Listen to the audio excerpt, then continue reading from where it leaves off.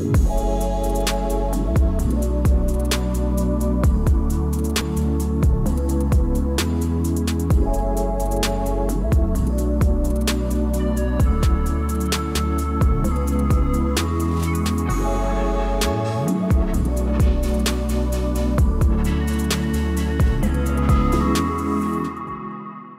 Congressman Danny Davis from the 7th District of Illinois, and I'm going to be facilitating this discussion.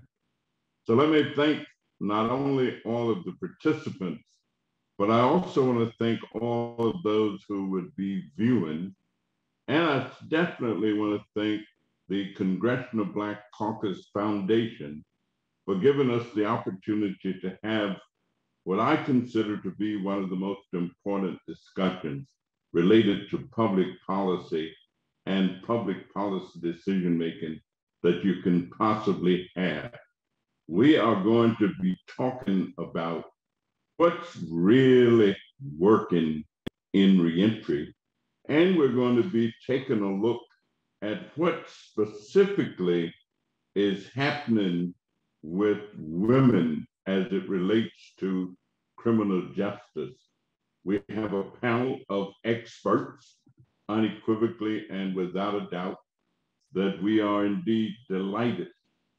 Let me just tell you, as far as I'm concerned, there is no single problem that affects, in a real sense, life in our country than the problem of mass incarceration. And if we have mass incarceration, what that really means is there are more people in the United States of America, my country 'tis of thee, our country 'tis of thee, who are incarcerated than in any other country in the world. Even those whose populations dwarfed ours. We don't even come close in terms of population. We are only about 5% of the overall population of the world, but we are about 20% of the incarcerated population. And then when you look at some groups, African Americans in particular, and especially African American males, Black males, men and boys, are the most incarcerated groups in our populations. And we must do something. I heard yesterday in a discussion that there were 70 million people in our country who have records. That's an awful lot of people. And we need to be finding solutions. We need to do everything that we possibly can to provide them, in many instances, with a safe landing. One of the public things that I have done that I am most pleased about was to be able to get something passed called the Second Chance Act, a bipartisan piece of legislation passed by Democrats and Republicans, as well as signed by a president into law. And since that time, the federal government has millions of dollars into grants, programs, research, everything that you have to do. But they've also been coming from the private sector. Many entities who've taken on the notion that people deserve and should have a second chance, that every time one is convicted of a misdemeanor and even a felony, that should not be a lifetime sentence of misery, of poverty, of lack of hope, of giving up, of believing that they never become productive citizens again in life. So, yeah, they do in fact deserve a second chance, a third chance, and even if necessary, a fourth chance. Chances means that you have hope, you have possibility, and you know that tomorrow can be different than yesterday. So we thank our guest panelists, Mr. Victor Dixon, an outstanding leader in both the private sector and public sector. Safer Foundation, which Victor heads, is one of the oldest and most productive not-for-profit organizations in our country doing this kind of work. And so we thank him for being with us. We want to thank Attorney Geneva Brown, a researcher who has spent years of research looking at the issues, looking at the problems as an outstanding attorney, part of a very productive law firm. And we would hear what her research has been telling not only her, but telling us. We are delighted to have Ms. Sharon McBride, who herself is an elected official.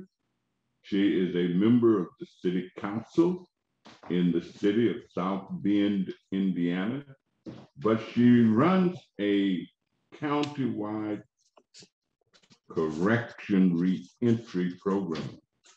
And while she's not talking about her relationship, but she also was a national co-chair of her former mayor's campaign for president of the United States of America. And obviously that's not a political kind of thing, because he ain't running no more, not now at least. Last but not least, Mr. Rob Jeffries, who is a nationally known corrections official, has worked for the state of Ohio in several positions, but who now currently runs the Illinois Department of Corrections. And they have a robust effort. I can attest to it because I've had the opportunity and continue to experience firsthand their efforts to make sure that individuals with whom they come into contact have the greatest chances and opportunities to be reconnected with the larger society in a very productive way. So, Director Jeffries, we thank you for being with us. And since SAFER is probably the oldest of these efforts, why don't I ask Mr. Victor Dixon if he will kick us off. And Victor, thank you so much for being with us. Well, thank you, Congressman Davis. And we certainly want to just appreciate you for the tremendous support that you've provided to SAFER Foundation, but other organizations and everyone all over the country. The father of the Second Chance Act, this has really tremendously benefited our clients. And we always want to stop and just thank you for your leadership. When no one was talking about reentry and mass incarceration, you were out on the forefront making it happen. And we just thank you so much for that. We also want to thank the Congressional Black Caucus Foundation for the invitation to be part of this great dialogue. We are an organization that will be 50 years old in February of next year. And we've always worked with the ultimate goal of getting people with records connected to employment in the private sector. And we know that that's the way you break the cycle of people going in and out of prison. I just want to touch on something that Congressman Davis said. 70 million people or more in the United States have an arrest or conviction record. And that becomes a tremendous barrier to them functioning fully in our society. Dr. Keisha Middlemass of Howard University said a felony conviction in particular is a social disability. It prevents people from functioning. It keeps them handicapped in their ability to be a part of our society fully. One of the things that we would just stress in this session is that people with records are disproportionately represented in just about every social economic category that you look at, whether it's poverty, unemployment, physical health disparities, mental health issues, drug issues, homelessness, almost anything that you look at. If you look carefully at who's involved, you're going to find a disproportionate number of people with records. But that means that as a society, if we want to really address these problems, then reentry is the place that we have to go. The reentry work is addressing a wide range of issues, but it also means that we have to do things in a holistic way.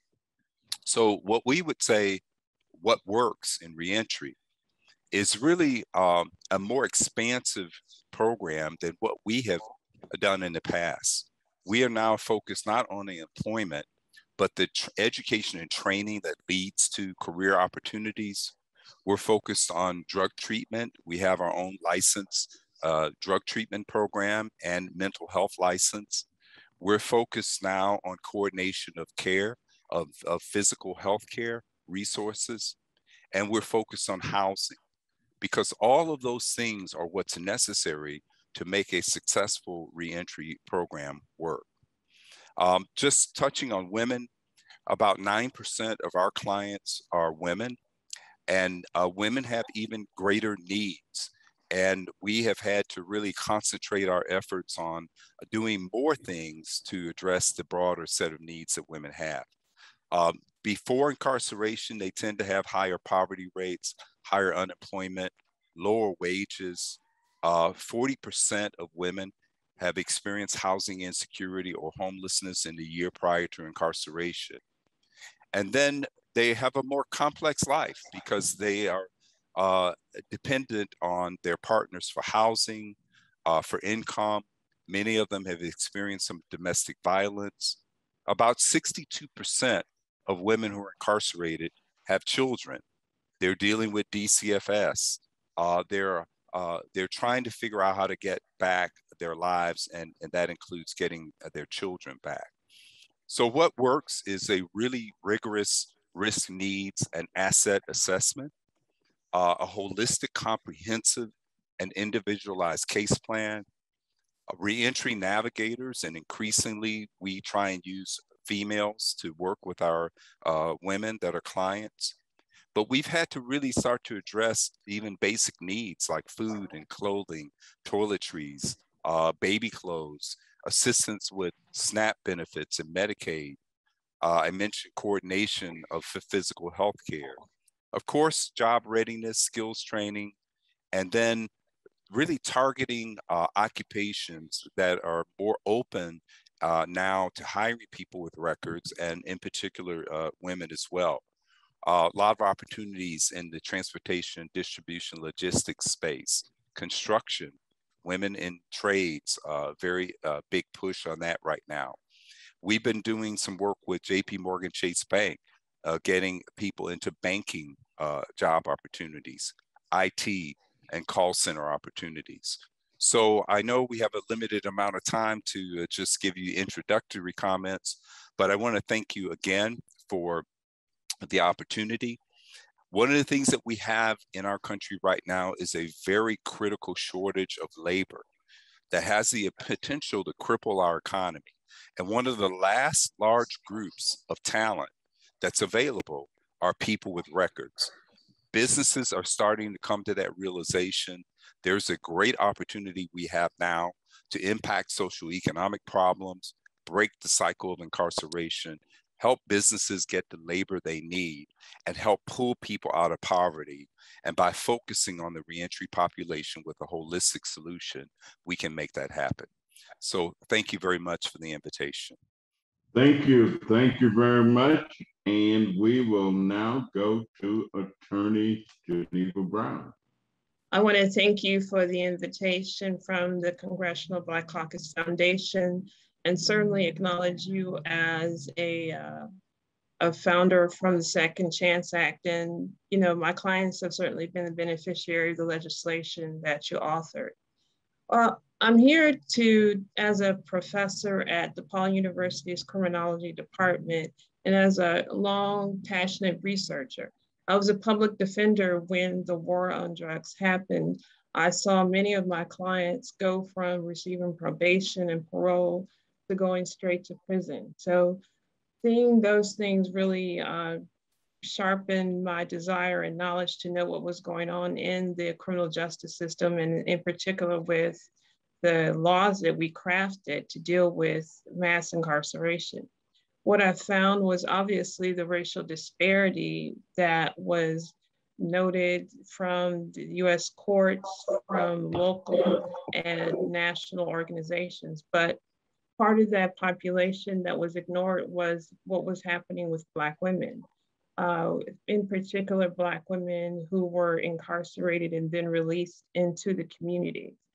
So what my research found that, and actually ended up in the American Constitution Society paper exactly 10 years ago that was published, that showed the barriers to reentry for Black women were many, including housing, where they were not allowed to have Section 8 vouchers upon release, foster care, where their children were languishing in the foster care system, employment, where there was a lack of being able to get occupational licenses, or where their felony offenses were a barrier to them being employed.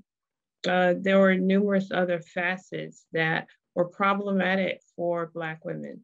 The intersectionality of race, gender, and poverty led for a more complicated reentry process for Black women.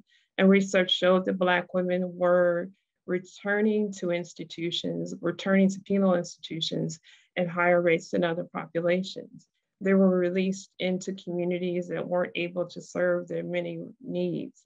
The majority of women who are incarcerated have physical and sexual abuse issues, have PTSD issues, have issues of mental health. However, there has been some improvement in the last 10 years. I'm happy to report that in the last 10 years, there has been a dismantling of certain portions of those barriers that Black women faced in the past. I'm happy to say that when women are released, they are at least eligible to receive SNAP benefits. There was a bar for felony drug offenders or for felons to receive SNAP benefits. That has been lifted most recently, and women are able to take care of themselves, to receive federal aid to take care of themselves and their families. There has also been a push towards expungement of records, whether it's under the Cannabis Act here in Illinois, or whether there was a push in reducing it over a nationwide level to acknowledge that there were ancillary issues and collateral consequences that had a greater impact for Black women. And that now there is a push to deinstitutionalize and to destigmatize the idea that we have people who can't get jobs because they have the prior record, and the push towards, as what was previously mentioned, that you have a ready population of people who now can at least attempt to clear their record, whether they're a felony drug offender or a felony offender, and then become reemployed. And also the fact that we are in a robust economy, and that there are more workforce development programs available for Black women in particular because of our rates of housing and homelessness. The idea that now there are organizations and institutions that are looking to employ this particular population. The impact, because of poverty and because of race and gender, Black women end up being one of the highest rates of homeless populations once incarcerated. And once you have issues of recidivism and repopulation into the reentry, failure of repopulation, it becomes a vicious cycle. But if we have programs in effect that are able to help Black women in particular, then we can stop one of the highest rates of homelessness. We can stop one of the highest rates of recidivism by addressing that issue. By giving Black women safe places to live and in places to employ, that gives them the opportunity to ultimately be able to take care of their children. Majority of women who are incarcerated are mothers. And for, unfortunately, Black children in particular, they overpopulate the foster care system. They overpopulate being in the juvenile justice system. If you give Black women the opportunity to come home, to be employed, that then gives them the opportunity to take care of their children again. Most Black children are removed from Black families, not because of abuse issues, but because the children aren't able to be properly cared for, or there may be a bias or misunderstanding to how the children are cared for. So to be able to return children to their mothers, to be able to have stable housing, employment, and education can all be for the benefit of Black women upon reentry. Thank you. Okay, well, let me thank you so much. I've always had a tremendous amount of affinity for attorneys who became public defenders, because I think that they are indeed, and you are indeed, the salt of the earth, quite frankly, pillars of the universe, who look after those who otherwise would have no opportunity for legal protection at all. So thank you very much. Alderman, council member, you know, I don't know what you would prefer to be called, but Miss McBride, we are delighted to have you, and you can proceed. Thank you so much, Congressman Davis, and to all of you and to the Congressional Black Caucus for having me. I really appreciate the opportunity for being on such an elite panel. Some of the factors of being a director of correctional facility definitely has its challenges.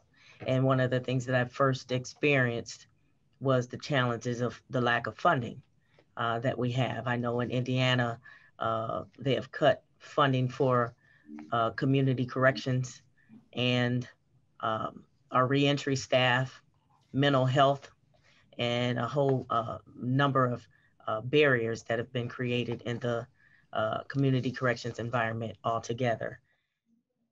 Some of the things that we talk about are the barriers that I could just follow with my colleagues, are the absence of funding, limited transportation and housing are some of the biggest barriers that we have experienced over the past few years.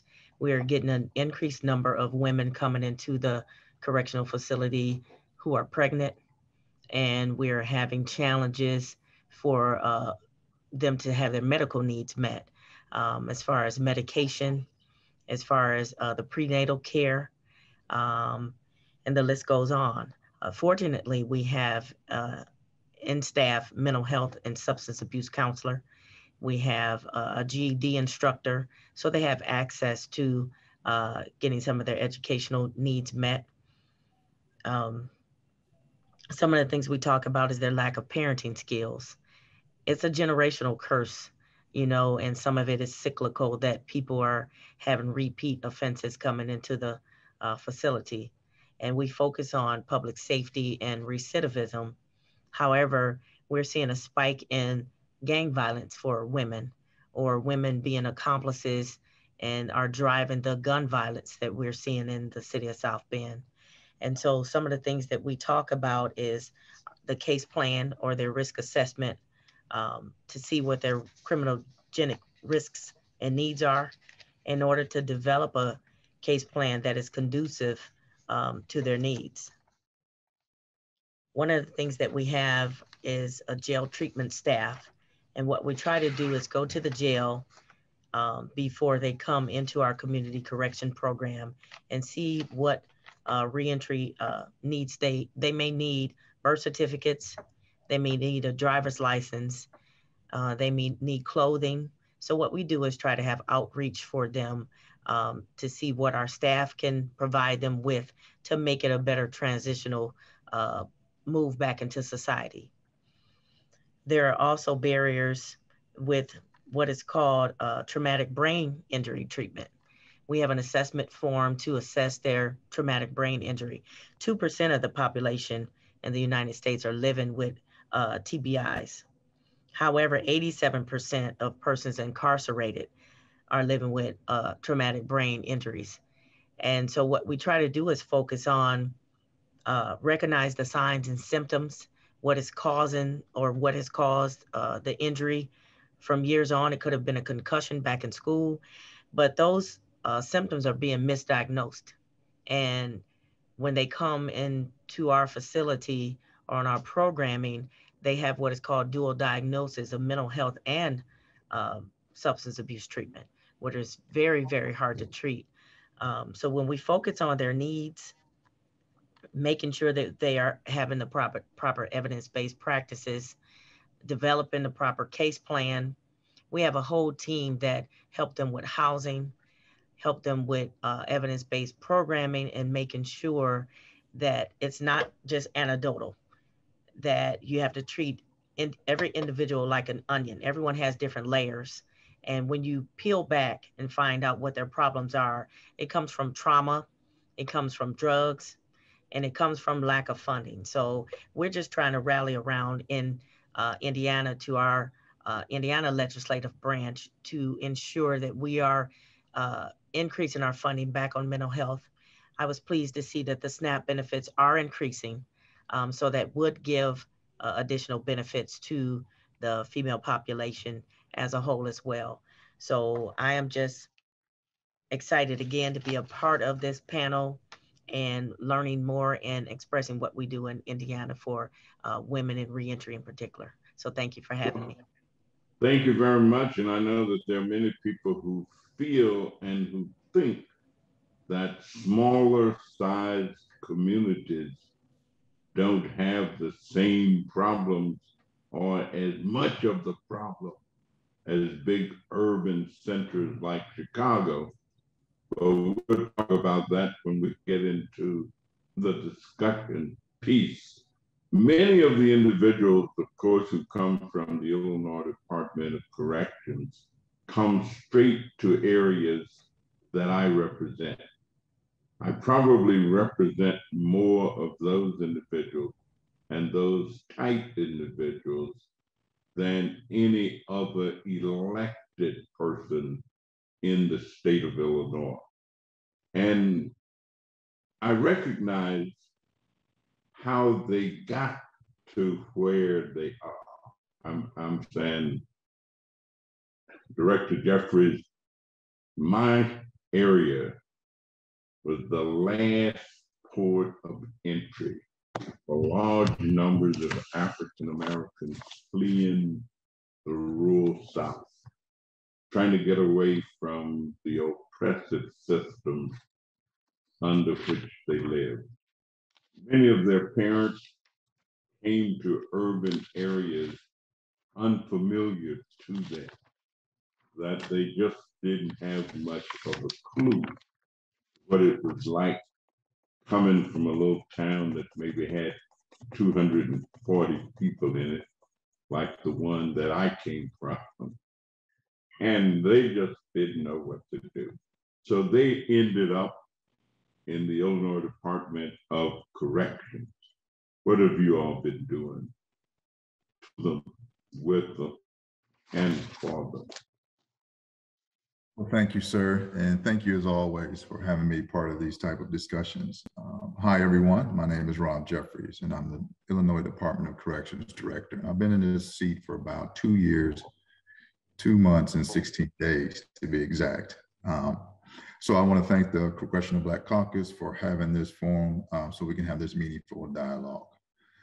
Now, when I first came here, we didn't have a reentry division. And so that was something that was very instrumental to put in place as we started addressing everyone who was leaving this agency. And that started in about 2020. I started in 2019 of June, and we had a reentry division established by January of 2020. And it has been our goal in Illinois Department of Corrections to provide a holistic and a systematic approach to help prepare folks to reenter back into society, make them better than what they were when they came in. I mean, we've heard that from everybody on the panel, but this begins at the individuals in custody's admission. You know, as soon as they come in, we need to have that mindset stated for them. For when they're released, they know, well, when they're incarcerated, they know that their whole time being spent here is preparing for their release. And we need to put things in place, reentry planning that addresses their individual needs. You know, we heard about risk and needs assessment, and we need to address the programming needs. We need to put the linkages in for community for them, for the appropriate linkage that they need, as we talk about the resources a little bit later on. And of course, the rights supervision. I mean, we cannot be supervising folks who are out on community supervision based on their time in crime. So we got to be able to look at it more of a programmatic case planning approach. And so that's what we try to do as we changed the mindset of individuals who are incarcerated and get them prepared to go out. So as it relates to the women in custody, we have about 1,256 individuals in custody. Now, the interesting thing is that's a significant reduction from 2019. That's about a 47% reduction. And that's due to a number of different things, legislation, advocacy groups, the pandemic, getting folks out. So that's a reduction of about 47% of our women in custody. Now, what works? I can't speak enough about the efforts when we start talking about collaboration. I mean, collaboration and partnership, because we all know we need each other to be able to make this work. And so this collaboration with such as yourself, Congressman Davis, I can't thank you enough. One of the things that I always like to use as a benchmark is the opportunity we had with your office when we did our first Father's Day program. And just recently, we were able to hold our first Mother's Day program virtually. And so that's what pandemic provided us, the ability to use technology. So thank you, Congressman Davis, for being that pioneer in that field as well, too. And we're going to build on that. So back to the collaboration. I mean, we work with state legislators. We work with other state agencies, we community partners, and the advocate groups. I mean, this has to be all hands on deck when we start addressing reentry efforts, and particularly when we start talking about the women who are being released back to the community. And so when we have these discussions, I can't credit the Illinois Justice Project enough for creating an Illinois Reentry Council that we meet quarterly to have these type of rough, tough discussions about what is really needed as we try to get people back out into the community. So that starts the conversation. And that's a conversation that we are all part of. And that puts everybody on the same playing field about, look, we are all in this for the same goal, and that's to increase the likelihood of people to stay out of prison, then coming back as part of, the recidivism in every 3 years. So the collaboration with the other state agencies, we're working with DCFS, as the Department of Children and Family Services, with family reunification. We're working with Mental Health Authority. We're working with Human Services to increase those resources when they go out the door. We want to be able to provide them with the SNAP. So we have a SNAP program where the women in particular, when they go out, they have SNAP, they have the resources. When they get out, they have the Medicaid. We also partner with the state Secretary of State. And so now this agency is able to provide IDs for individuals who are being released back out to the community. So the partnership with the other government agencies, we partner with Lieutenant Governor's Office. We created reentry rental housing support programs. We even tapped into resources for the U.S. Department of Justice. And so we was able to get grant money from them to help address those housing needs for people being released out into the community. And I can't speak enough about the advocacy groups. I can't speak enough about the community providers. I mean, those are the folks on the ground. Those folks are the ones who have the big interest into the success of individuals coming out. So that's what we got to be at the table with them. A couple of things that we're doing here at IDOC, I'll just touch on a couple of high points. But we're increasing our education program. We're increasing our job readiness program. We're getting into the dual diagnosis treatment programs, and we're starting, Victor hit it on earlier, about the case management concept, to use the risk and needs assessment to tailor each person's treatment plan based on their needs, their criminogenic needs. Now, the thing that really strikes home with the women is the family reunification. We have to, those who have children who are involved with the Department of Children and Family Services, we want to start that reunification. We want to start that relationship prior to the release. So I can't thank the other state agencies enough for being part of that partnership to try to increase that bond before individuals get out, because it takes a whole lot for people to be reunified with their children once they're released. So we want to start that as part of one of our reentry pathways. So visitation, we want to increase visitation, provide video visitation. We just completed a Mom and Me day camp that was virtual. I mean, it was awesome to see the women and their children share a whole day together. It was a talent show involved. It was sharing, it was everybody having fun, and you saw the need for those type of engagements to continue. And so that's what we're committed here doing at Illinois Department of Corrections. We want to be part of the discussion. We want to lead the discussion, and we want to make an impactful change that's going to help us with this venture that everyone's part of, and that's increasing the likelihood for people to stay out than coming back in. So thank you so much, sir, as always, for being part of this. Let me just thank you, and I'm certain that each one of you is engaged in a great deal of advocacy. And so I want to ask you, what kind of responses are you getting in a general sense when you talk about the issue in a public way, or when you talk to a group that you're addressing and they're not really attuned to the criminal justice system? What kind of responses and reactions are you getting? I know when I started doing it, a lot of times some of my colleagues would say to me, Danny, you know, we're really behind, as far behind you as we can get. And I know that sometimes in the communities, even where I live, people are empathetic, but they say, I'm part of the NIMBY group. And I said, what is that? And they say, not in my backyard. Don't set up a facility. Don't set up a program. Don't have the people flowing in and out or coming through our neighborhood. What is it that you all are experiencing? Anybody can start. I would say that we have to remind people that these are people's daughters, that these are their nieces, these are mothers, that you have to remind them that these are women just like you. No one begins or graduates high school or college thinking my next step is to become a alcoholic or to be have mental health issues or have a drug problem and then end up in prison, or have a relationship where I end up in a situation where I'm considered a co-conspirator to some trafficking conspiracy. It's just a reminder that these people start out with the best of intentions and end up in the worst of situations. So it's not in my backyard until it's my daughter or until it's someone that I know or care about. So it's a reminder that these people need to be treated as human and that we need to operate with some humanity as well. All right, anyone else?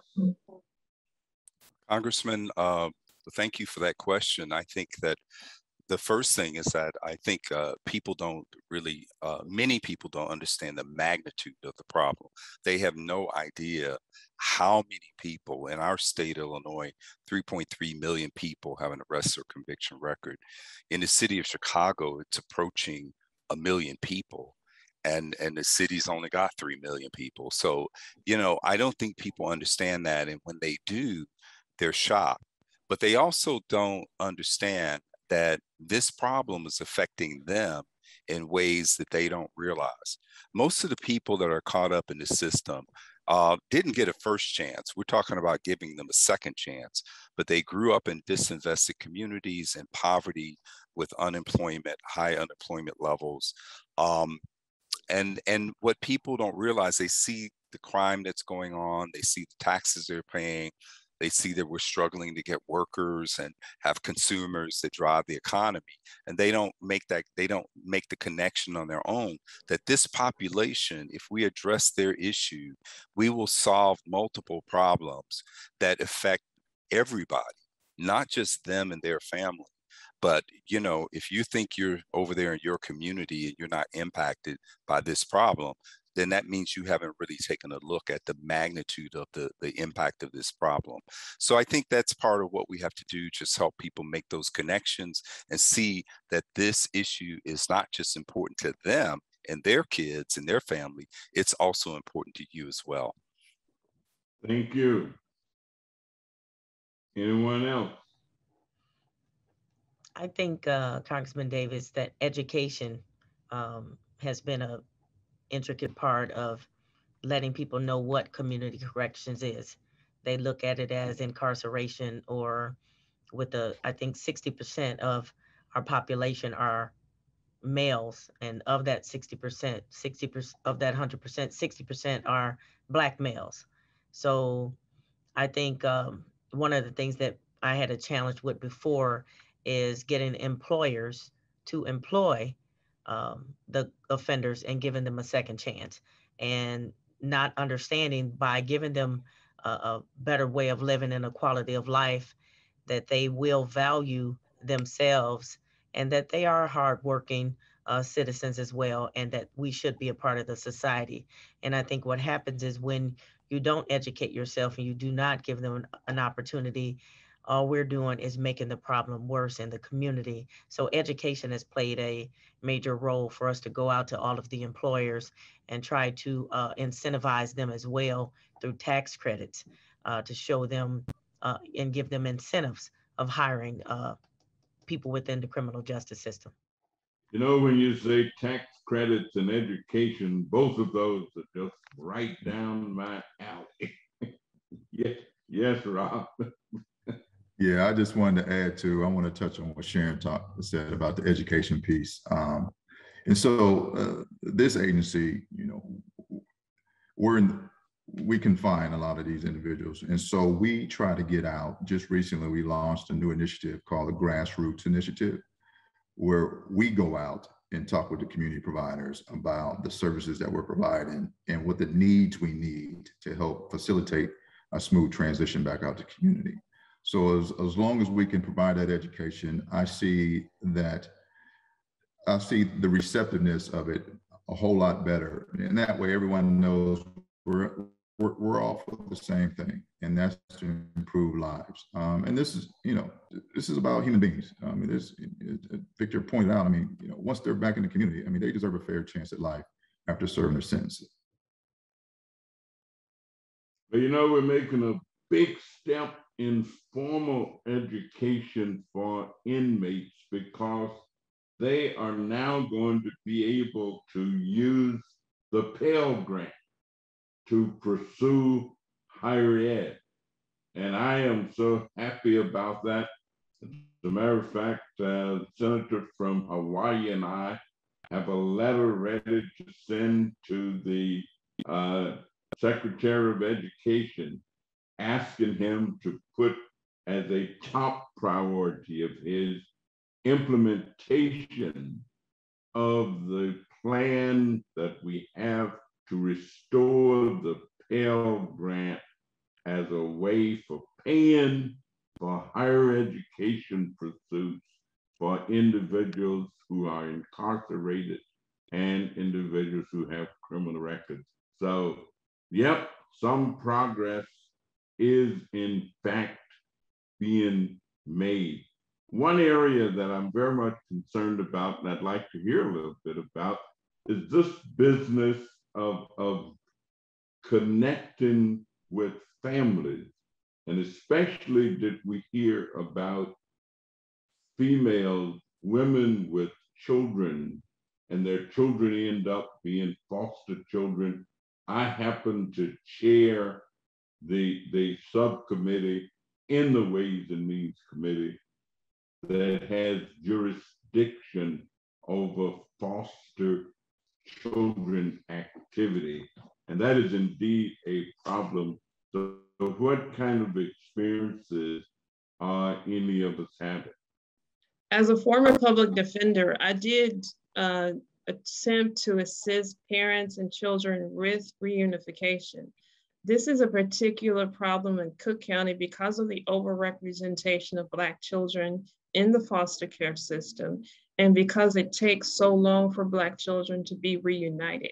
Once children are taken out of the home, it is an incredible process to get the children back into the homes. And incarceration is just one facet that, of course, complicates it. But if you can stabilize the parent, then there should ease the transition for the parent to take the child back and to rear them in the way that they can love and care for them. So the overrepresentation is the problem. The taking children away from the families in what we may consider a nuclear structure, but not considering other family members or alternatives before putting children in foster care is an ongoing problem. Had a situation that was just wonderful where we were doing a virtual interaction in 10 of the institutions in the state of Illinois. And there were times when there was not a dry eye in the room as children were able to talk to their fathers. This was for Father's Day. Director Jeffries, would you mention that interaction? Absolutely, sir. And that it started 2 years ago as a result of pandemic. And as I spoke about, technology, the pandemic forced us ability to start using technology. As you pointed out, we expanded that to several more facilities. And next year it's going to be in all facilities, sir. And so we branched off and we had our first Mother's Day virtual program as well, too. And as you said, sir, it wasn't a dry eye in the room, but we're going to do more of that. And we're also, I mentioned earlier, we have a pilot program we're going to be doing with the Department of Children Family Services called Illinois Building Better Families. And this is going to be an effort to support families in aid and reunification with the Women's Division IDLC. We're going to partner, launch a little program, and see if we can do some collaboration because, you know, there's significant barriers for parental involvement in DCFS cases, and as there is, you know, there's no mechanism in place at this point to exchange information between the two agencies. And so with this new launch pilot program, we're going to change that whole narrative with this pilot program with our clinical staff and our caseworkers. We're going to, you know, try to collaborate to ensure that incarcerated individuals have an opportunity to participate in planning for their children, as well as engage in services for support family reunification. Well, let me thank you. Let me ask this question.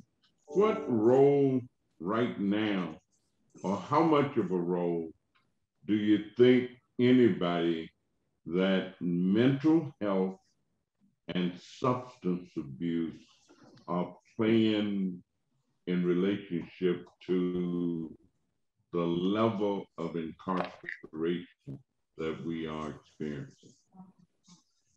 If I may, what we're experiencing in Indiana is an increase in mental health and an overcrowding of jail population and the burden putting on the police department and the jail staff, because they are having to play the role of mental health specialists and locking people up because there's no resources or limited resources for mental health treatment.